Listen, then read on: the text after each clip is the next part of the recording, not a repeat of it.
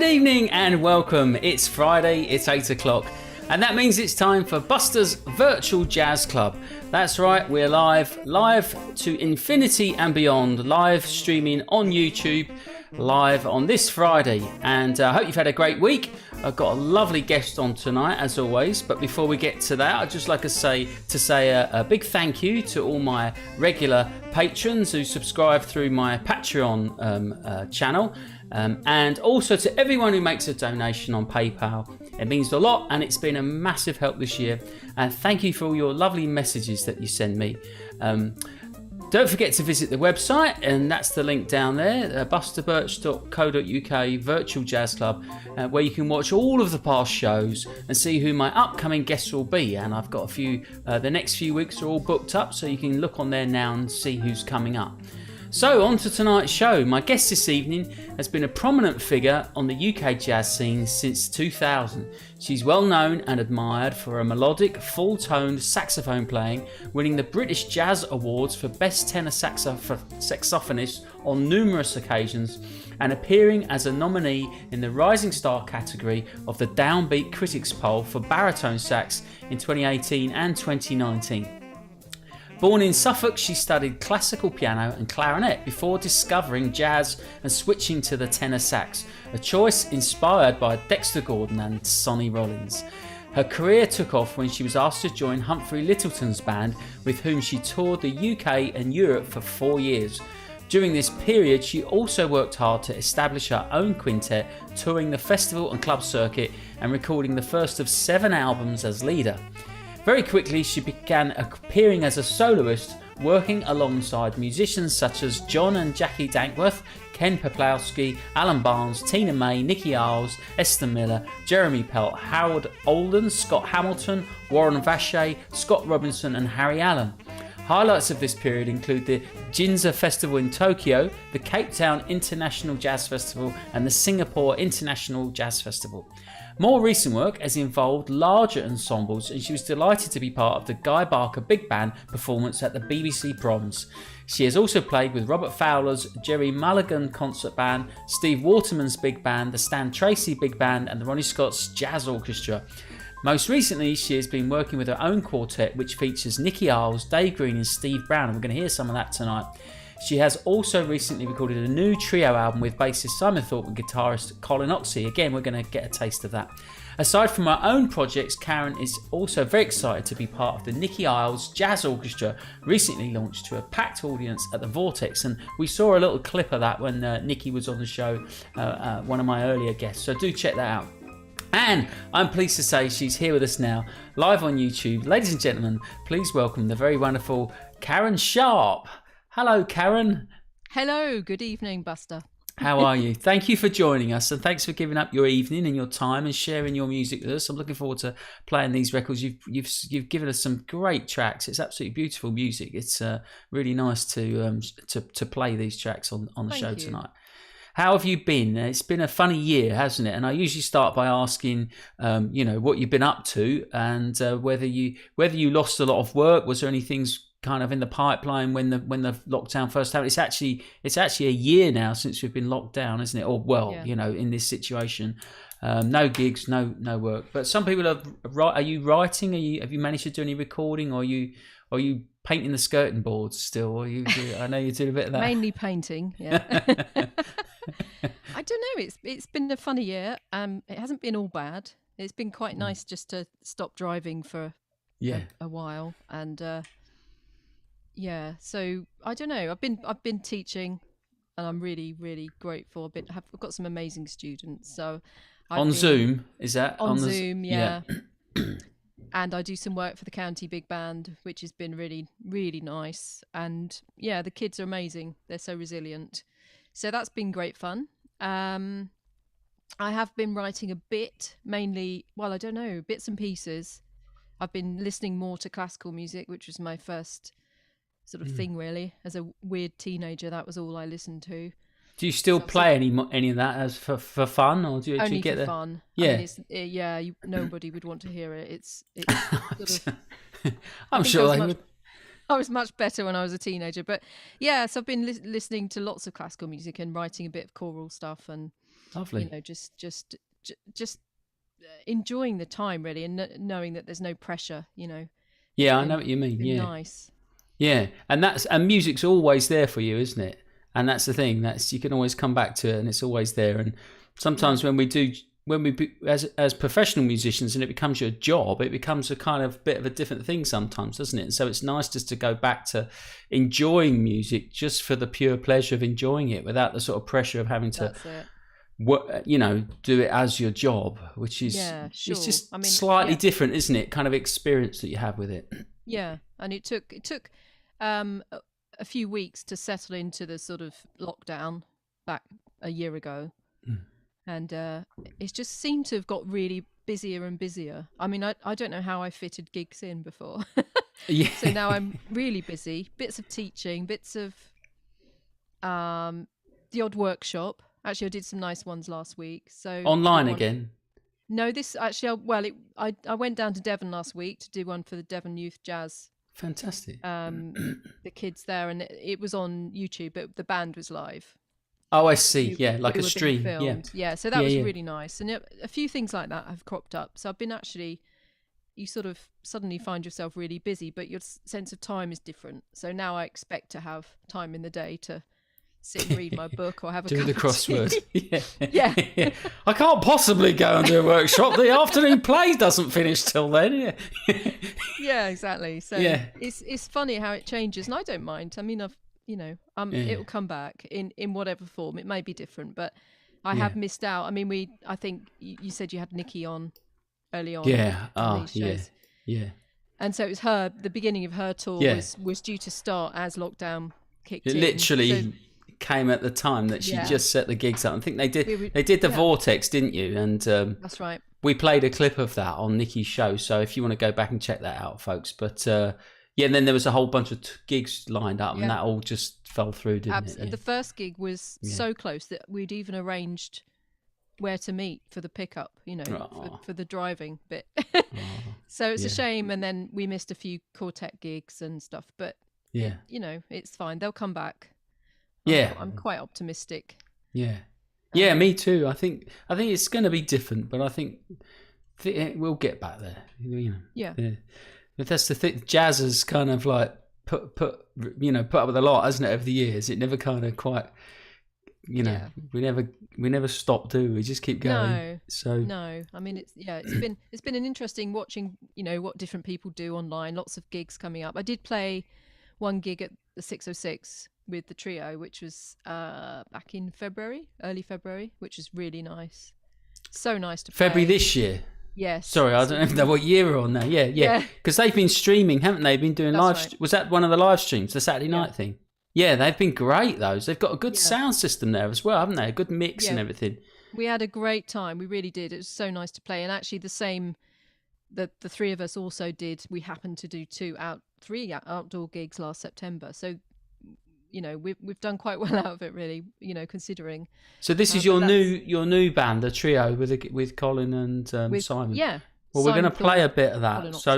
So we'll cover that in a bit. I think that'd be great. Yeah, that's great. So we'll link back to it. But what we're going to start off with then, we've got this. You sent us this great track of this.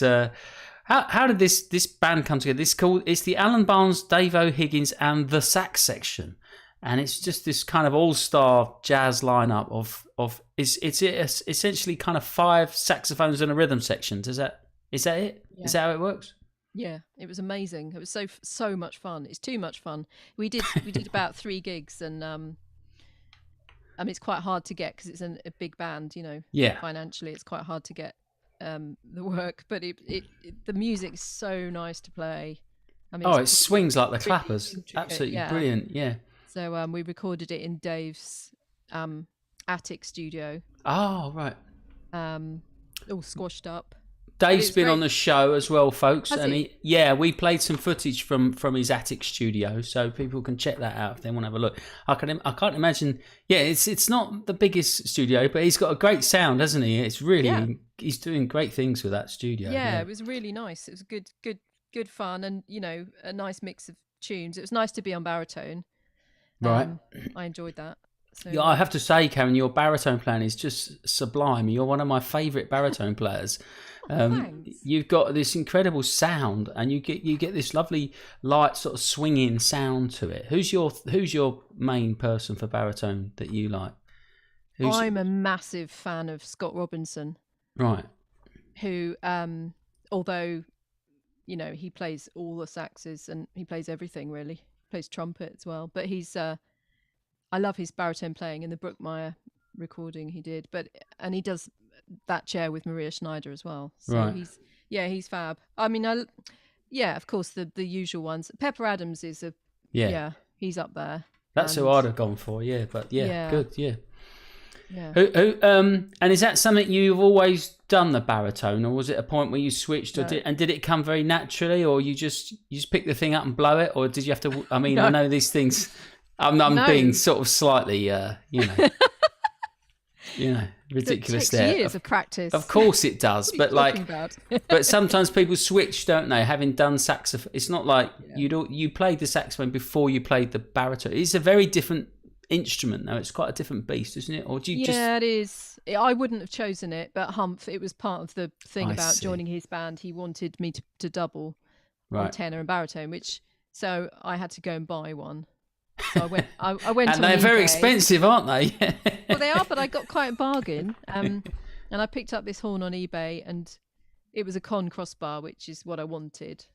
Went down to the South Coast to pick it up, and still got it. And you just sort of make it work. I'm not one of these people that's into gear, you know. You just kind of have to work at it, and there are times when I think, oh, it's a terrible instrument. Then I think, no, it's probably just me. I just need to do some more practice. Well, I think it sounds lovely. I really love your baritone playing. It's lovely. And so this track then, so this was from 2015, and it's on Woodville Records, which of course Alan Barnes is involved with, and it's recorded at Dave O'Higgins' studio. Who did the arrangements? Was it a kind of collaboration? Did everyone bring some in, or was I'm pretty sure it was a mix of Dave and Alan. Right. That's how I think it worked, and it's totally their project. So I've got the CD here, and I'm just admiring the cover because it's very retro. Go on, hold it up. Hold it up. You see. Oh yes. Nice. The old tape machine. Yeah. Nice, so there we go. The album's called OG. Yeah. It's on Woodville Records, and the recording features yourself on baritone, Alan Barnes, Dave O'Higgins, Sammy Main, and Judith O'Higgins, and the rhythm section is stellar rhythm section. Robin Aspland, wonderful piano player, Adam King, very talented young bass player, and Seb de Crom on the drums. So let's check this out. This is called The Chase.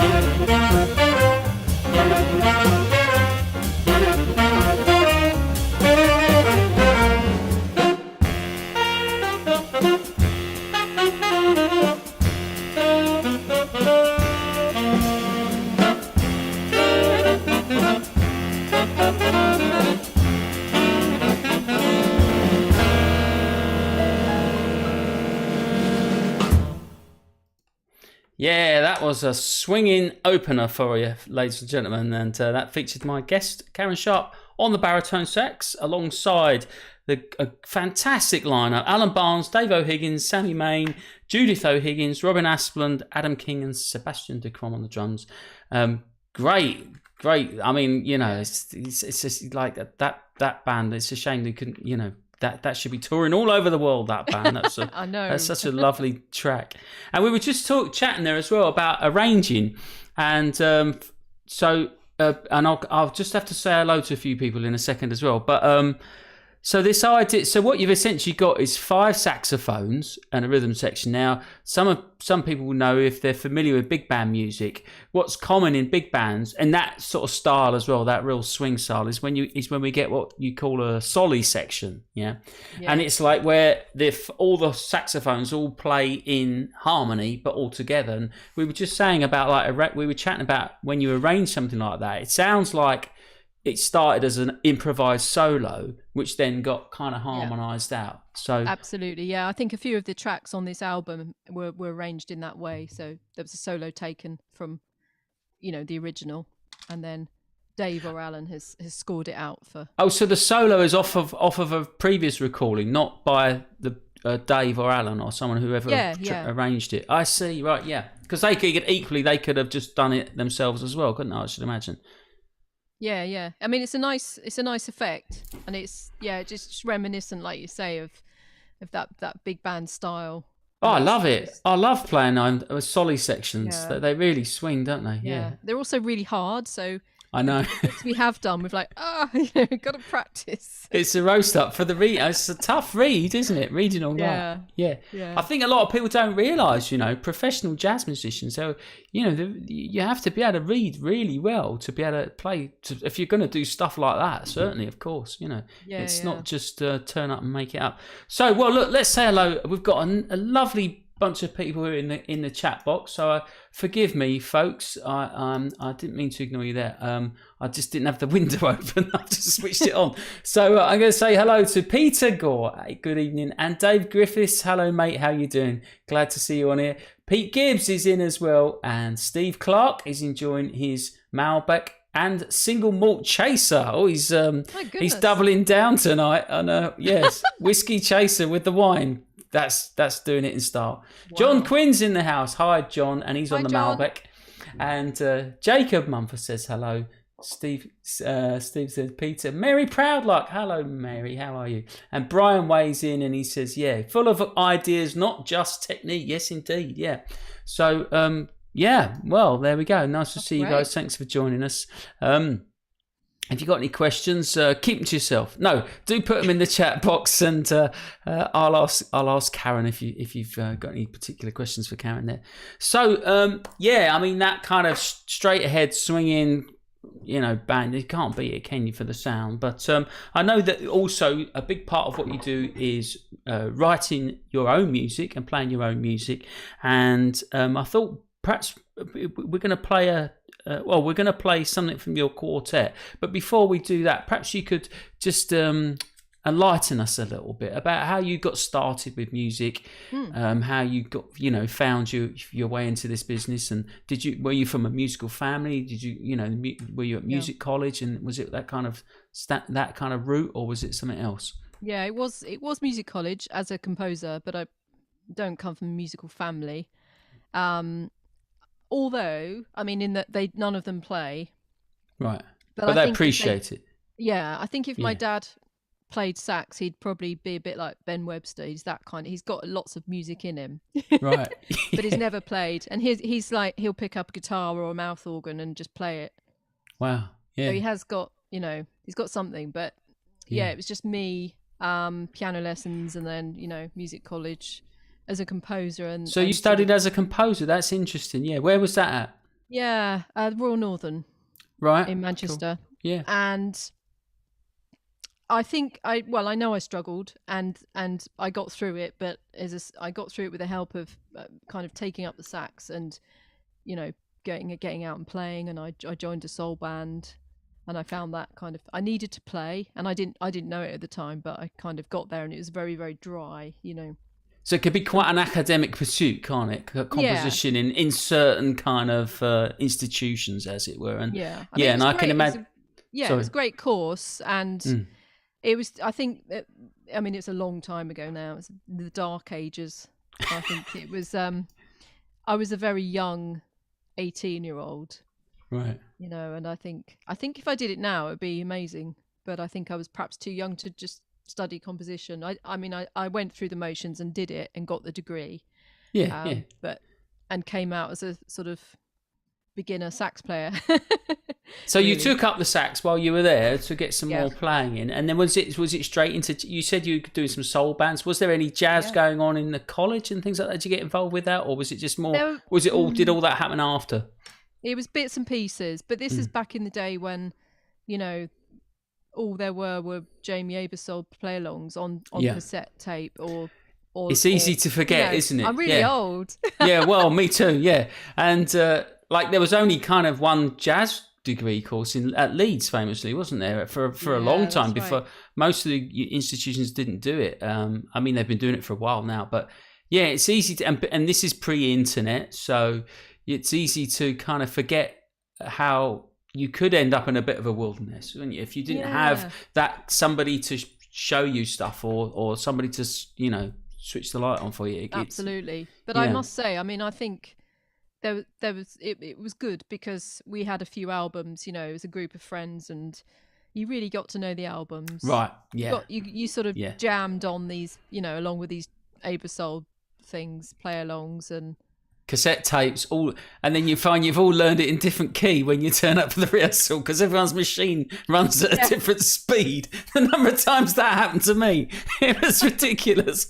Oh, for goodness sakes, we should have thought of that before we all went off and learned it. Yeah, I know. It's a different world, and it wasn't that long ago, but it was. There were.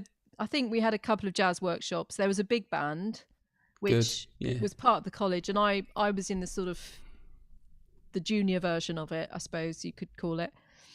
So I didn't play with the big band, but I played with this other mini big band, which is great fun.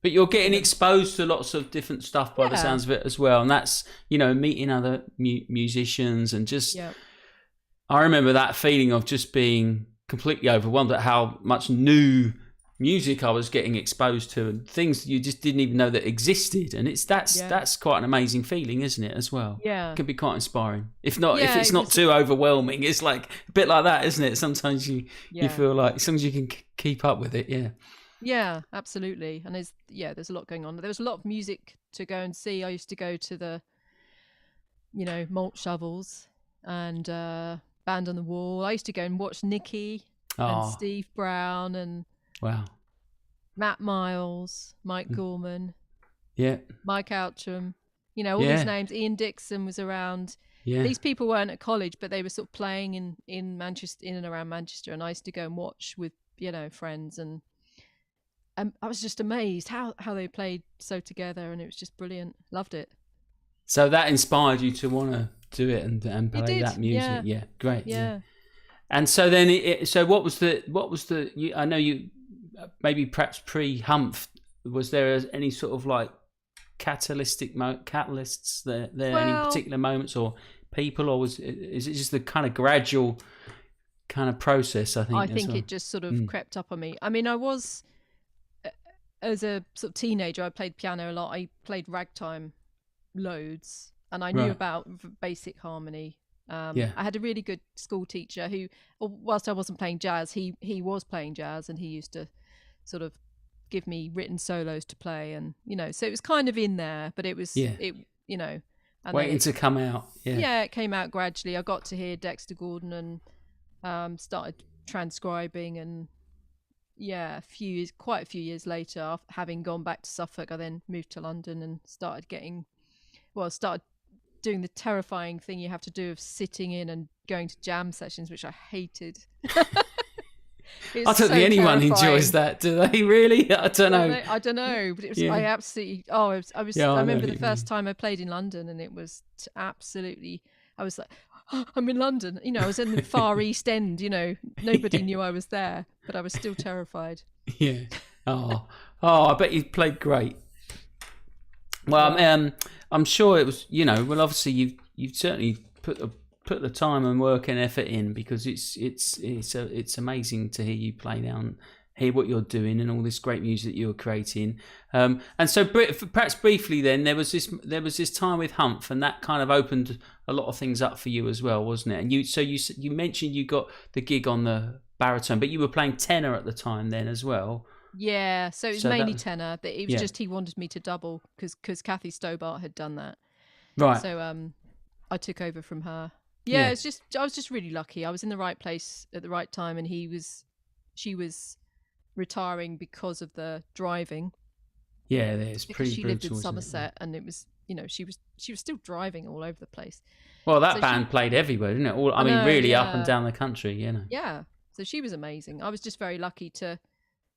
It was actually a guy called Tom who's a jazz fan who sort of pushed me, almost literally pushed me to sit in with him at sit in with Humph at the Bull's Head. Yeah.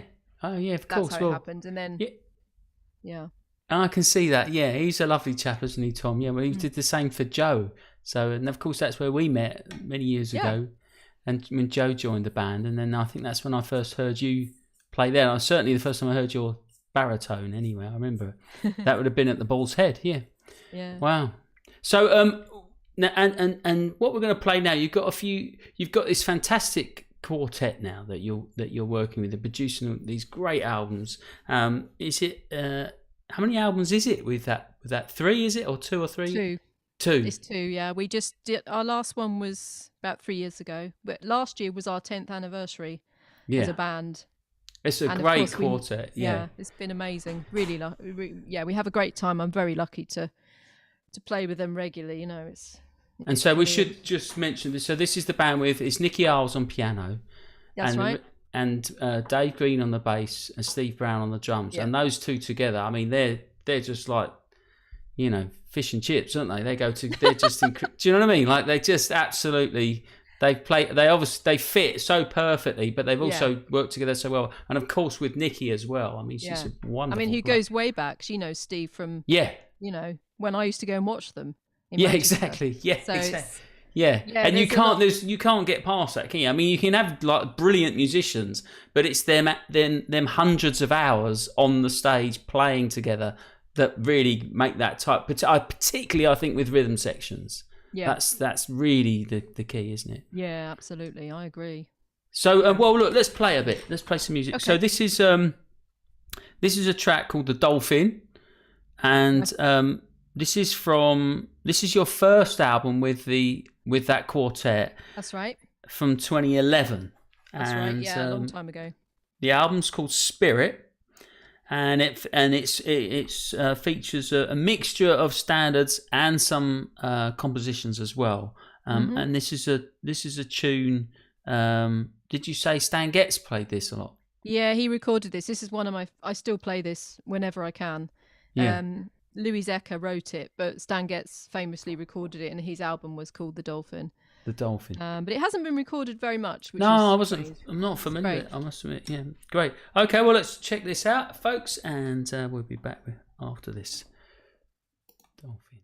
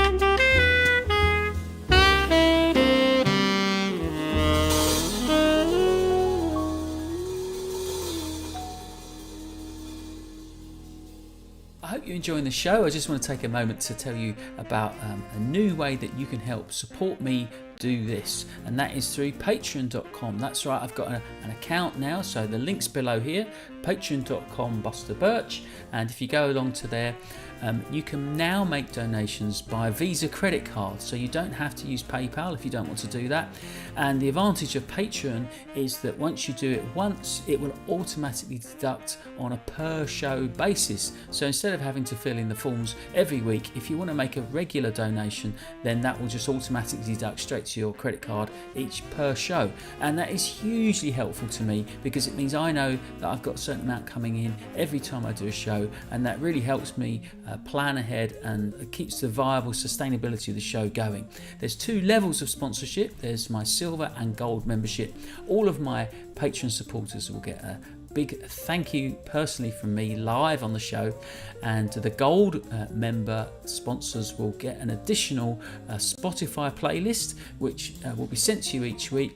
It's something that I'm putting together. It's personally curated by me and will feature lots more albums by the guest artists each week. So it's a great opportunity to get to know this music much better. If you're really enjoying the show and you like the little tasters that you're hearing, that's a great way to get to know this music even more and enjoy in full comfort the full sound of the full albums. Thanks very much. Back to the show. Yes, that's right. Back to the show, and we're live on YouTube. And with my guest this evening is the amazing Karen Sharp. Beautiful playing, Karen. It's just sublime.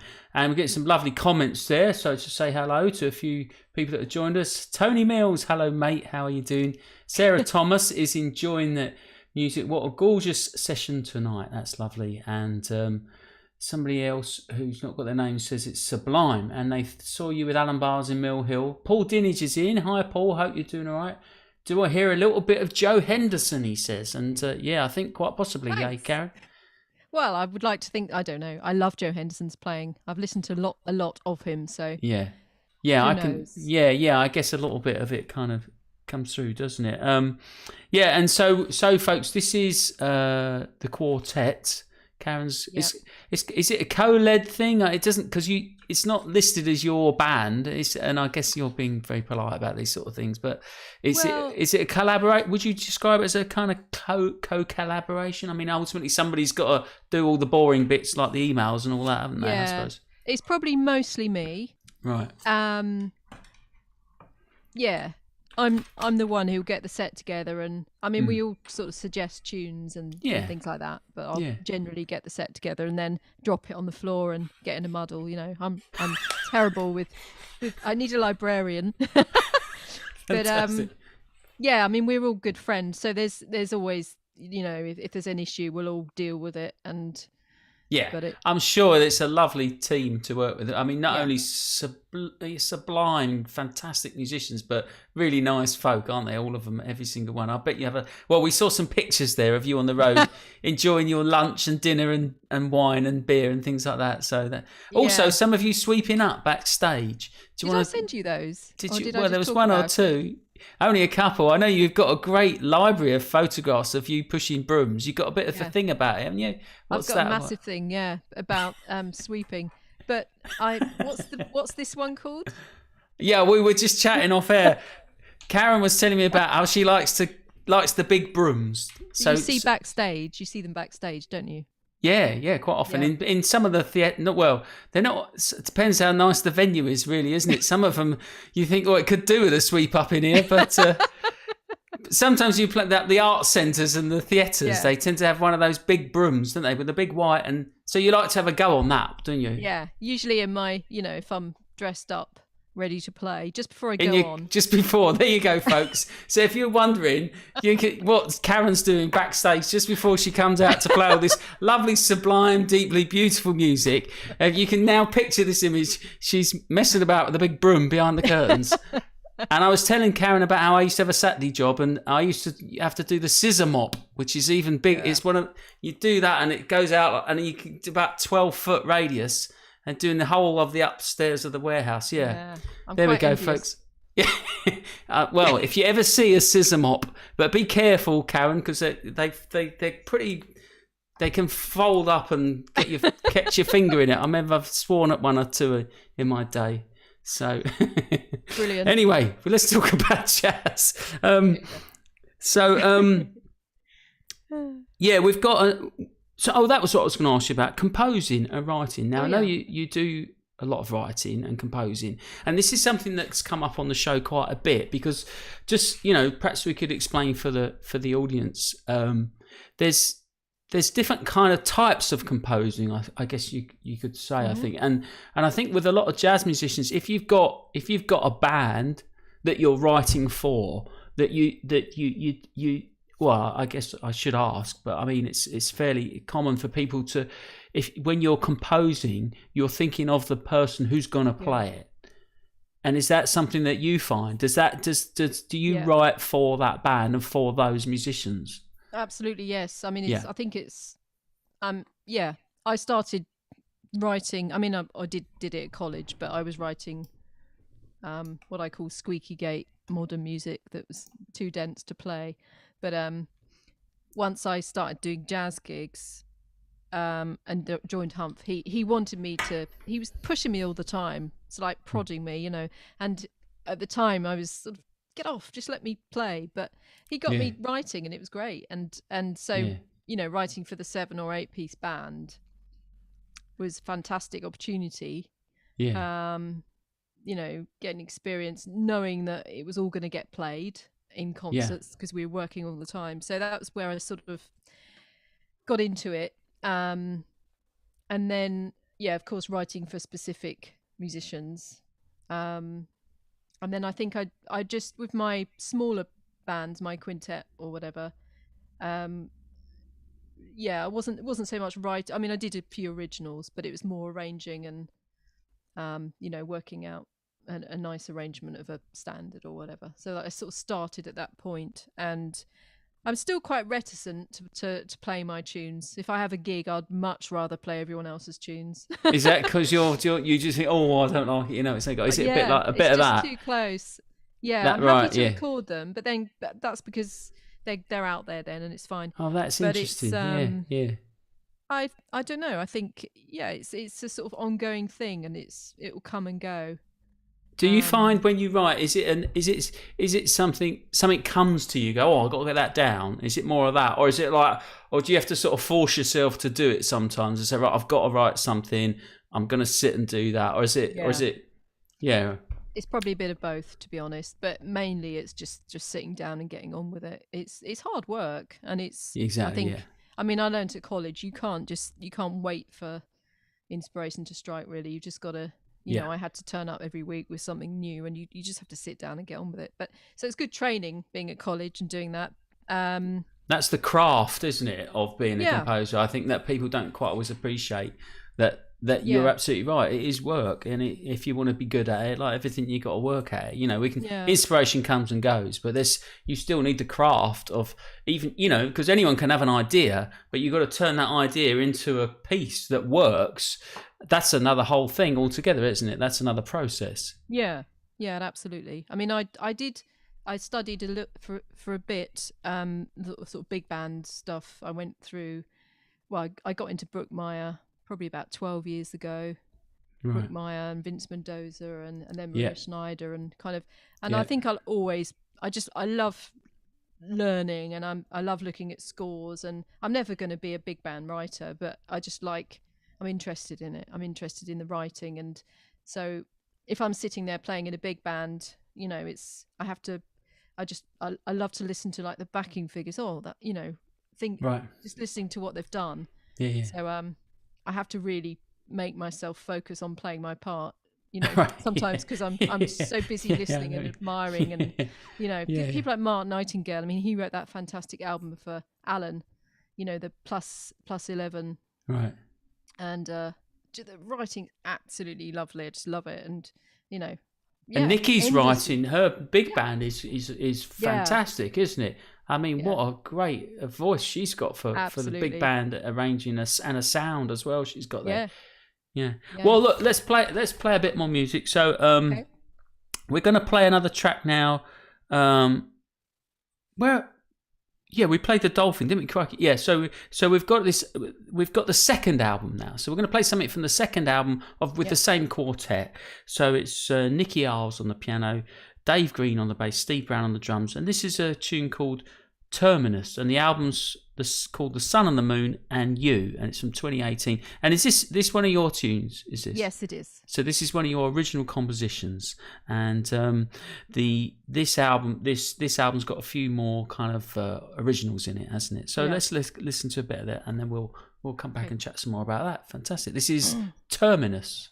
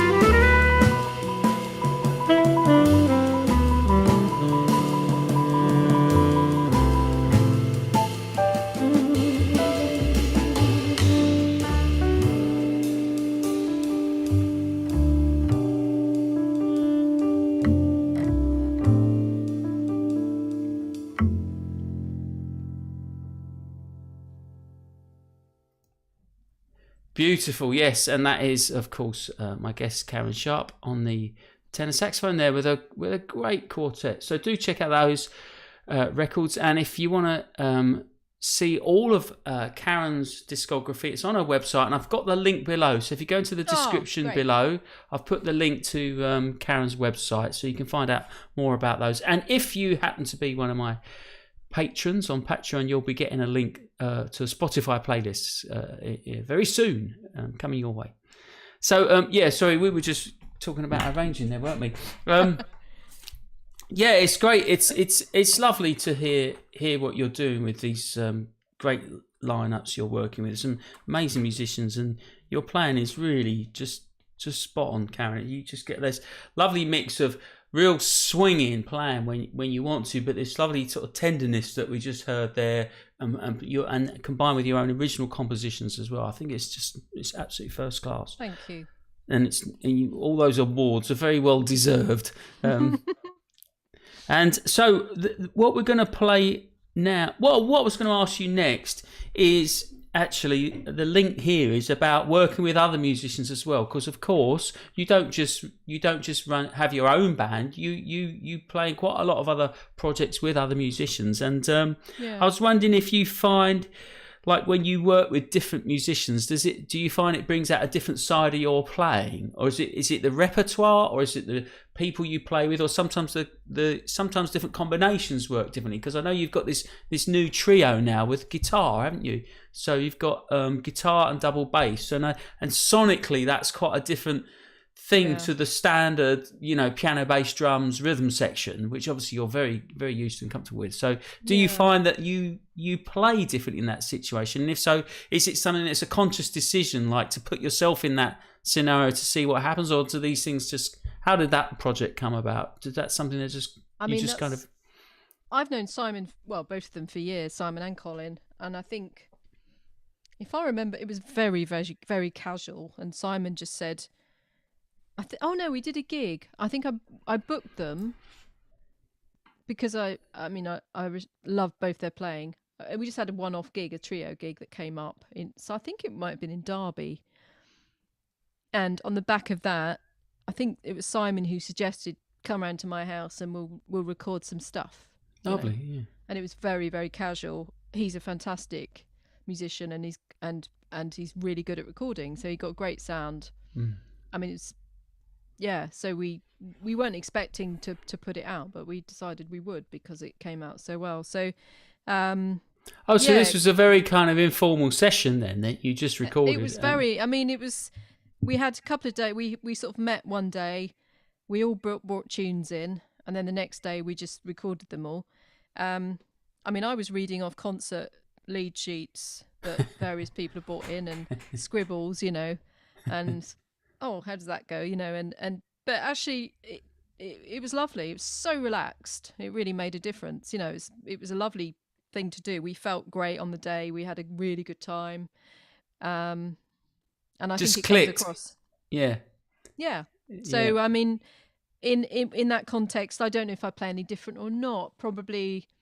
Possibly, but I know that in other contexts, for example, I've done the Isleworth gig quite a lot with Trevor Tompkins, and I usually do it with Steve Waterman on trumpet, right, which is great fun, and he's got quite different, and he often brings his tunes, and I can hear that I'm playing in a different way, and it's wow, it's weird, but it's I suppose I don't know if it's a positive thing or not. I'm quite easily influenced, so I will kind of mold into. No, I think that's great. I mean, you're playing. I think what that you're saying is you're playing the music, aren't you? You're playing what the music requires, and I think as a musician, I think that's really important. As an artist, this is the whole thing, isn't it? Of the balance of as a hired musician, you might approach the gig slightly different to as an artist. It's your project, your band. You've got a concept of what the music is going to be. So it's your vision of the music is your quartet. But when you're going, I mean, for want of a better word, a sideman, which doesn't seem to make much sense now. But it's like but then on the other hand, because something like jazz, you're not playing. It's not doing a West End show, is it? You're not playing fixed parts. So Steve's booking you because he's not Steve. Sorry, what I'm trying to say, Steve's not booking a tenor saxophonist player. He's booking you. He's booking Karen Sharp because he knows what you sound like, and that's what he wants on his music. So there's that as well, isn't there? It kind of it's the whole thing kind of goes both ways, doesn't it? Yeah, absolutely. It's interesting, isn't it? Yeah, I think we all probably you just go with what's in front of you, and it's a mix of the music. You know, it might be one of Alan Barnes's octet gigs, you know, and it's all his music and, you know, quite intricate parts that you have to read. You just do the job, and it's always great fun. But saying that, I don't think I could take it to the extreme and do a gig where you know, like West End pit work. I think I'd probably want to go off on a tangent too often. I think I'd probably get the sack really quickly. Well, it's a different skill set, isn't it? Yeah, but I think that is what makes jazz different in a lot of ways. And I don't think always the audience quite appreciate what's going on in that way, and how that the individual musicians and to a certain extent their personality as well can affect the music, and the combination of the people is what makes the music come out the way it does, and why it's different every night, you know. Yeah. And that's why, and also some people gravitate towards each other because they, you know, they play in a complementary way or a complementary style, and some, you know, we'll do gigs where we'll just turn up and sometimes meet people on the night, don't you? And it's some of these kind of gigs, and then you know, sometimes it works great and sometimes you kind of just get through it, you know, but not, I mean, when you're working with great musicians it's always going to be good, but what I mean is occasionally you really connect in a way, don't you? But like I say, I think, you know, when they're booking, Steve could ask anyone to come and play his music, couldn't he? But he's asked you because he's obviously likes what you do, and what you do on his music brings out that combination is what happens on the night. I do enjoy playing other people's tunes. Nikki's tunes are great, and Steve's, and actually played over the years. You know, people bring stuff along, even if it's just a pickup band. You know, and it's always nice to play people's tunes, and you think, well, they probably don't get played enough when you write a tune these days. It's not like a standard. Yeah. So it's good to get them out there. I'd like to record a load of, you know, tunes written by friends. I think that would be a great thing. There you go. Yeah, that's a nice idea. Yeah, nice project. Yeah, fantastic. Well, look, let's play another track. Let's so your latest album is the trio that we mentioned, and I don't know if we should say it's Colin Oxley on guitar and Simon Thorpe on double bass, and we were just sort of touching on that session that you did there. The album's called Another Place, and this was recorded in 2019. So presumably you don't have a lot of chance to gig with this lineup yet, have you? Or did you do? Was there many gigs? A handful, and then we have some in the book. Which So is there plans to do more with that trio?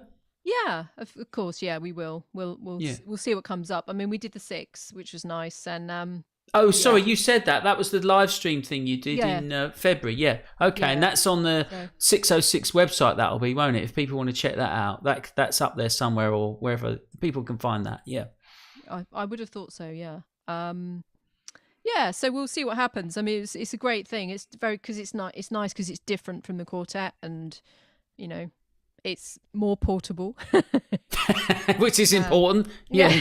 Yeah, I'm still waiting for my regular triangle gig to come in. So we'll see. And of course, the quartet will have. You've got plans in the pipeline for that for upcoming that. Yeah, we've got quite a few gigs that are now on. We're waiting for postponed dates to come through from last year. So good. Yeah, we can't wait to get going. I bet, yeah, I bet, yeah. Okay, well, look, let's play this track. So this is Perdus, which is from Another Place, is the album, and it's the trio featuring Colin Oxley on guitar, Simon Thorpe on double bass, and my guest Karen Sharp on the saxophone.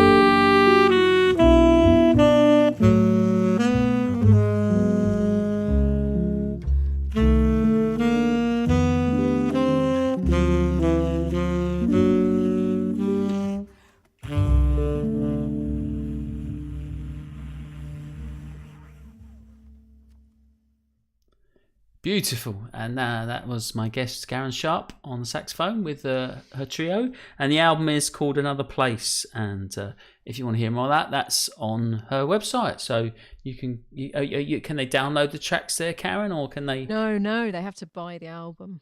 Yeah, that's what I mean. But can they buy it on your website, or can they? Yes, sorry. Yes, they can. Yes. Yeah. Good. And, Yeah, well, no, I wouldn't advocate that. I was just meant like if that's it, they can get it from there. Yeah. Where I'm sitting here, I just thought it might be like subliminal. I've got them all lined up, ready to post. Oh, you haven't got them all product placement. There we go. Yeah, like me with my coffee mug. See that? I was doing that product placement. Yeah. Yeah. So do check that out, folks. It's a beautiful. And we just had a little exclusive there. You just revealed a little upcoming teaser there for should we tell them what you've been working on lately? You've got a new acquisition. Oh, I've got a new toy. I got myself a bass clarinet, having wanted one for years and years and years. Amazing. And I just love the sound of sort of Oh, they're great. Yeah, but you're saying they're not easy to play. Yeah. No, so this is gonna be something you're gonna be bringing along to the gigs in the future, and I don't know. It's quite heavy, and we'll see. I will be. Yes, I will at some point. It's such a great sound. It's amazing. You should write a tune for it. Write a tune, and then that'll mean you've got to bring it to the gig to play the tune. Yeah. And then you might play it on some other tunes. Yeah. I think it's a lovely sound. I mean, I love the Jimmy Jewfrey music and that kind of. Yeah, really, it's quite special, quite unique sound. Yeah, indeed. So we'll see what happens. I will be using it with various big bands, I should think, because often the baritone player is expected to double. Yeah, but we'll see what happens. I may have to sell it to buy food. We'll see. Well, and on that note, ladies and gentlemen, if you have enjoyed the show, please do feel free to give a donation to us poor starving jazz musicians. It's been a tough year. Yeah, exactly. Yeah. Okay. Well, look, it's been great fun having you on the show, Karen. I've really enjoyed it as always. But it's been really nice that your music is just so wonderful, and it's just great. We've obviously got some lovely responses there, and I hope that people will go out and check out what you're doing, because I think you've just been producing this incredible quality for a number of years now, and everything you do so well. And thank you. I do wish you all the best with it, and let's hope that we can get back to some kind of live gigs. Yeah, might see you on a gig. That would be nice. Yeah, it'd be nice to play again, and. Yeah, that'd be nice. And we were saying we'd have to. I'd like to try and get Dave on as well, because I know he's got a lot of good stories to tell. So perhaps we'll try and hook up with Dave as well and see if we can get him on the show. That'd be great. Well, before we go, because what we're going to do, we're going to play out with a track. But before we go, perhaps we just talk about Tina May, who's someone you've worked with for a long time. We've got one of her albums we're going to play a track from, which features you, and this is Body and Soul. And again, Nicky Earls on the piano, Phil Donkin on the bass, lovely bass player, and Stephen Keogh on the drums. And how did you first meet Tina then? What was the connection there? We met in Hump's band, right? Because she was a guest quite frequently. Yeah. And then I met Nikki through Tina. Right. And then we went to Ginza. And we did the Tokyo Ginza Festival in, I think it was 2007-ish. Was that with Humph or with Tina? No, that was just the three of us. So with Tina and Nikki. Yeah. Oh, so fantastic. we were the Tokyo trio. Wow. Yeah. So we had an amazing time. It was sort of baptism of fire for me, playing some, quite tricky stuff, and in a trio setting. It was brilliant. I loved it, and I love Tina's singing, and she's great. Yeah, and they've worked together quite a lot, haven't they? Tina and Nikki. Yeah. They've go back, and they've there's yeah. So we've known each other ever since, and I've worked with her a lot over the years. And I was delighted to do this recording. I'm trying to see a date on the album, but I can't see when it was. Well, I saw 2010. Does that sound about right? Yeah, that's about right. Yeah, that's right. That's what came up on the Apple Music store. Yeah, so it's just been so lovely. We worked in France together, and Tina and I, and we've worked with Nikki as well over here, and it's just nice. We're just good friends, and a lot of respect for. She's just. Well, this is the thing again about jazz, isn't it? When you make these connections musically, you can have these very kind of jazz musicians tend to when you find those musical connections and personal connections over a long period of time, it's really the key, I think, to creating that real great music, isn't it? I think the music is affected by that in a great way. And and sometimes people that do connect, like bass players and drummers, or saxophone players and piano players, or whatever, and it can have a very deep, profound effect, isn't it? When you find someone that you connect with like that, it's the greatest feeling in the world, isn't it? Because you're free. It's almost free, isn't it? I think it was Jeff Simpkins said it's trust. He said it's all down to trust when you're playing jazz and improvising, and when you've got that trust in someone, that's you're free, aren't you? You can do anything. Absolutely. You feel like you're flying. Yeah, it's great. Yeah. Well, and so this album, so Tina does a lot of standards and some are written, some not so obvious stuff as well. But this is Body and Soul, which is an absolute wonderful piece of music, very famous. And I noticed you doing the Coltrane reharmonization substitutions on that, the Coltrane version of the chords. Nikki put most of these arrangements together, but right. I was going to ask where that came from. Kind of, just it doesn't need spicing up, does it? I was going to say spice it up, but it's a great tune. Just a different version of it. So. Yeah, well, that's from the Coltrane Sound, isn't it? 1960, they did that. That's right. That's like one of my all-time favourite albums. Everybody should have a copy of that album, right? So yes, they should. That's what I like to say. So you've got the reharms from there, and this is as we said, from 2010. So we're going to play out on this, ladies and gentlemen. So once again, I'd like to thank you all for tuning in and checking out the show and joining us on this Friday evening. And if you're watching on YouTube, then it's not Friday evening. Whenever it is, we hope you enjoyed it. And if you want to check out all of my previous shows, you can on my website, which is Buster Birch Virtual Jazz Club, and you can see all the past shows there. So all these other artists we've been talking about, a lot of them have been featured on the show now. So, and if you want to check out more of Karen's work, then do go to her website, and again, that link is below in the YouTube description there, and perhaps buy an album as well. That would be much appreciated. So, well, thank you, Karen. It's been brilliant. Thanks, Buster. It's been great fun. Nice to see you and chat. Yeah, it has been great. It's nice. It's nice to have these little sit down and chats actually, because even like when you do a gig, isn't it? It's always a bit of a rush, and unless you're touring and on the road, which is another thing about having a band. When you go out on the road, you get to spend a bit of time together, don't you? Because normally we don't do this if you're playing a gig. There's not much time, is there? So it's nice to sit and have a chat. Good. All right. Well, take care, Karen, and thanks again. Thanks for coming on and sharing your music. It's been great. Thanks so much. And we're going to play out with this version of Body and Soul, and it's from Tina May's album. The album's called I Never Told You So. It's from 2010 and features Karen Sharp on the saxophone. Thanks, everyone. Take care of yourself. Good night, and see you next week. We'll leave you with this. Cheers. Bye.